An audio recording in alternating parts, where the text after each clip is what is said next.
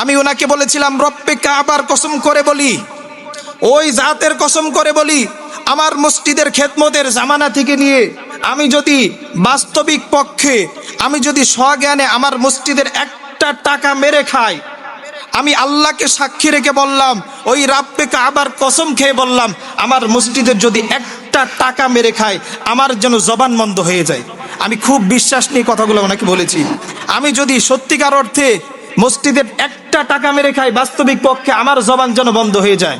আমি যদি মসজিদের যেই হাত দিয়ে টাকা মেরেছিলাম সেই হাত যেন পঙ্গু হয়ে যায়, যেই চোখ দিয়ে টাকা দেখেছিলাম সেই চক্ষু যেন অন্ধ হয়ে যায়।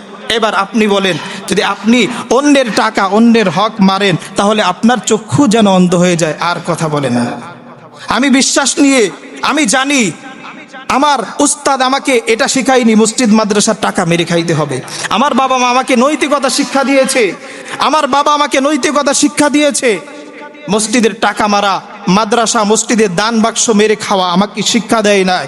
আমি আল্লাহর উপর ভরসা নিয়ে রব্বে কাবার হাজার হাজার কসম খেয়ে বললাম, স্বজ্ঞানে একটা টাকা খাইলে আমার চক্ষু যেন বন্ধ হয়ে যায়, আমার পা যেন অচল হয়ে যায়, আমি যেন আল্লাহর গজব নিয়ে মারা যায়। আমি বিশ্বাস নিয়ে বলেছি। আপনি বলেন, যদি অন্য মানুষের টাকা মেরে খান তাহলে আপনার জন্য গজব নাজিল হয়, আর কথা বলে না। আমি তো বিশ্বাস নিয়ে বলেছি, স্বজ্ঞানে আল্লাহর কসম মসজিদের টাকা একটা টাকা কোনোদিন ধরি নাই, এটা আল্লাহ জানে। ওনাকে বললাম, হাসরের ময়দানে আমাকে আপনাকে একত্রিত করা হবে আল্লাহর সামনে, সেদিন আমি আপনাকে বলবো, আমার সমস্ত রকম অবস্থাগুলো ব্যাকগ্রাউন্ডগুলো খুলে দেওয়া হবে, আপনি সরাসরি দেখবেন আসলেই কি আমি মসজিদের টাকা মেরেছিলাম, আসলেই কি আমি মাদ্রাসার দান বাক্স মেরে খেয়েছিলাম, এটা আপনার সামনে স্পষ্ট হয়ে যাবে। সেই দিন বলবো।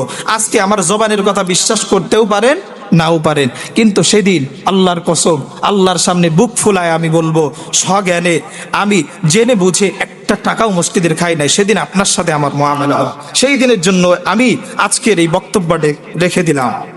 বাস, ঠিক আছে।